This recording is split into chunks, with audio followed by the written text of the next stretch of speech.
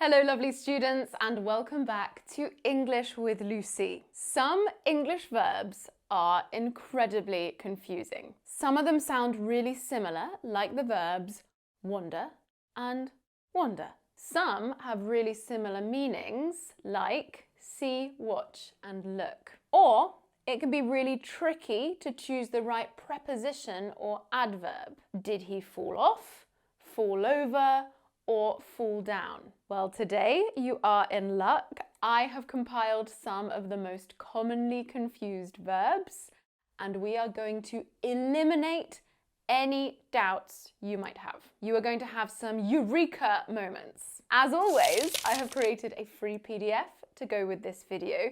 You'll find all of the information from this lesson with extra examples and a secret link to an interactive exercise pack for further practice. If you'd like to download that PDF, just click on the link in the description box or scan that QR code there, enter your name, your email address, and choose your English level. Then you sign up to my mailing list and the PDF will arrive directly in your inbox. After that, you've joined my PDF club. You will automatically receive my free weekly PDFs alongside my news, course updates and offers. It's a totally free service and you can unsubscribe at any time with just one click. Let's get started with number 1. Hear versus listen. We use hear to describe the process of sounds coming into your ears, whether you want them to or not, and that's the key. For example, did you hear those dogs barking?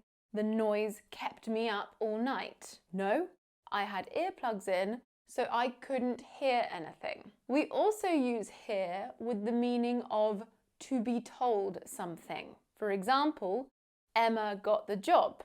So I've heard. So I've been told. Now, listening, on the other hand, is intentional. When you listen, you have to focus and pay attention. For example, I'm listening to a really good podcast at the moment. Or, he told me what the plan was, but I wasn't really listening. So, hearing, no effort. Listening, intentional, requires effort. It's that simple. Number 2, we have see, look, and watch. Or I should really say see, look at, and watch. I get questions about these verbs all the time. See is similar to hear. It's the process of noticing something, but this time with the eyes. No effort required. For example, we could see the Eiffel Tower from our hotel window, or I didn't see the person who snatched my phone. Look at means to move your eyes in a particular direction in order to see something. For example, look at that man dressed as a horse. Or look at me when I'm talking to you, please. The action of looking is generally quite short. Watch, on the other hand, is when you look at something or somebody for a longer period of time. What you're watching will usually be moving, like a film, a YouTube video, a play, or a concert. The action generally involves more effort. For example, watch how I play it and then you can try and copy. Or, did you watch the game last night? Now, you can see or watch a film, but be careful, we don't see television, we watch television. For example, we're going to watch or we're going to see Gladiator 2 if you fancy joining us. Or, I rarely watch TV these days, not I rarely see TV. Okay, number 3, fit and suit. Here are 2 questions that I frequently ask my husband, but what's the difference in meaning? Number 1, does this dress suit me? And number 2, does this dress fit me? And yes, I said suit, not sweet, suit. We pronounce suit with the long oo, as in boot, suit. Okay, we use the verb suit to ask about how attractive an item of clothing, an accessory, or even a hairstyle makes a person look. If someone says, wow, those jeans really suit you, they're saying those jeans look good on you. You look attractive wearing them. We use fit to talk about the size and shape of something. For example, you can have that t-shirt. It doesn't fit me anymore. It's too big or too small for my body. You'll often hear people say something fits well or nicely. And I love the idiomatic expression to fit like a glove, which means to fit perfectly. Oh, and I can't be on this topic and not mention go with. We use this phrase with the meaning of combine well. That bag goes really well with those shoes. Your bag matches your shoes, or your bag combines well with your shoes. They look good together. It's a vibe. Okay, let's move on to number 4. We have mind and matter. Now, these two verbs can cause a lot of confusion if we mix them up. What is the difference between these two sentences? Which one are you likely to say more often? I don't mind. I don't matter.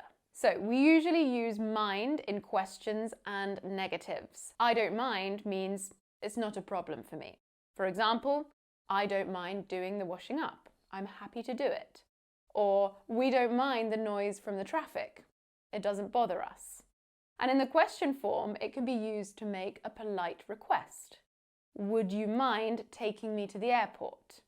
Notice how we can use a noun or the ing verb after mind. We also often use not mind to say that we are happy with any options offered to us. For example, do you fancy going out for dinner, or should we stay in? I don't mind. I'd be happy doing either. And what about the second sentence? I don't matter. I really hope you never say this. If something matters to you, it's important to you. So if you say, I don't matter, you're saying, I'm not important. I recommend memorizing these two phrases together. I don't mind.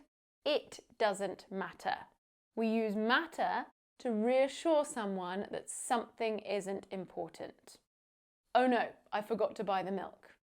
It doesn't matter, we can do without it. Now, rather confusingly, you can also use the expression never mind here with the same meaning. And one final point here, don't mix I don't mind up with I don't care. If used with the wrong tone of voice, I don't care can make you sound angry or disinterested. Compare the responses to the question. What do you fancy for dinner? I don't mind. I'd genuinely be happy with anything you make for me. I don't care. That means leave me alone. I don't want to have to think about this right now. I'm too busy. The difference is quite clear. Okay, number 5. We're going to take a look at two verbs with very different meanings that sound ridiculously similar. Wonder and wander. Can you hear the difference? I pronounced wonder with the O as in wonder with the vowel sound in up. Wonder. Lots of speakers in the north of England will use the vowel sound, like in put. Wonder. Wonder, spelt with an A, is pronounced with the short O vowel, like in October and hot. Wonder. Wonder, wonder. Can you hear the difference? But what do they mean? Well, wonder is a very useful verb which means to ask yourself something you wish you knew the answer to. I wonder what Diego's thinking right now. In fact, I know what he's thinking. It's his dinner time. We're nearly at the end of the lesson. Or, I wonder what Will's bought me for my birthday. Wonder has nothing to do with wonder.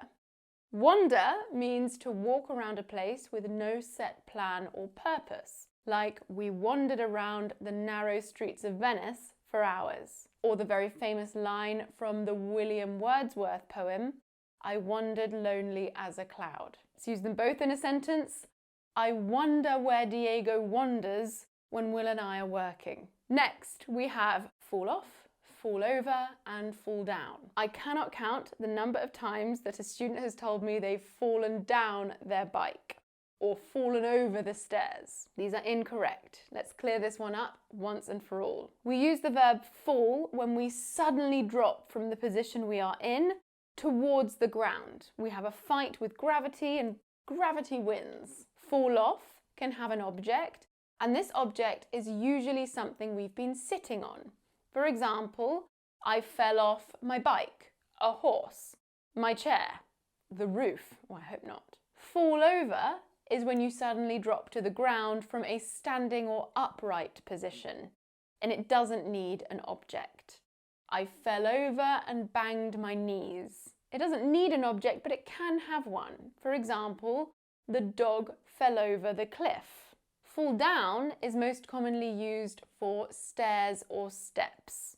It can be used with other inclined objects like a hill or a slope. My brother fell down the stairs and broke his ankle. Okay, I think it's time for a quiz to see what you remember.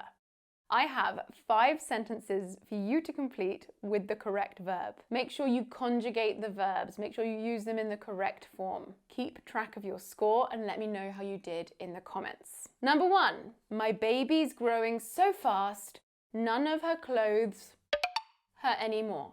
Is it fit or suit?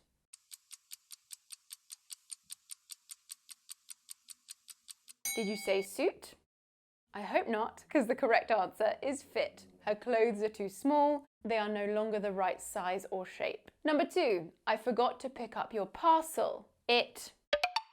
I can get it on my way home. Do we say it doesn't matter or it doesn't mind?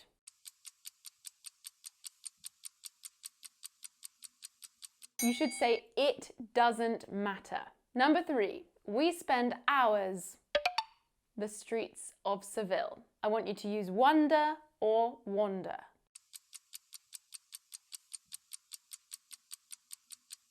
Did you say wandering with the O sound? Well done.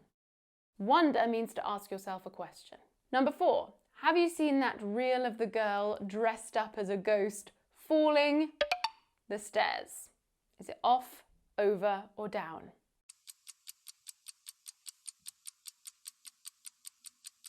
That's right, we fall down the stairs, just like we do with other inclined places like hills and slopes. And last one now, number 5.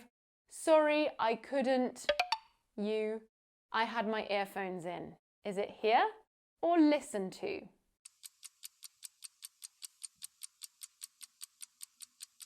It should be I couldn't hear you. The earphones blocked the sound of your voice. Right, let me know your score out of 5. That's it for today. I hope the lesson has cleared up lots of doubts. I've included lots more interesting bits of information about these verbs and another quiz in the PDF, so don't forget to download it. The link is in the description box. I will see you soon for another lesson. Mwah.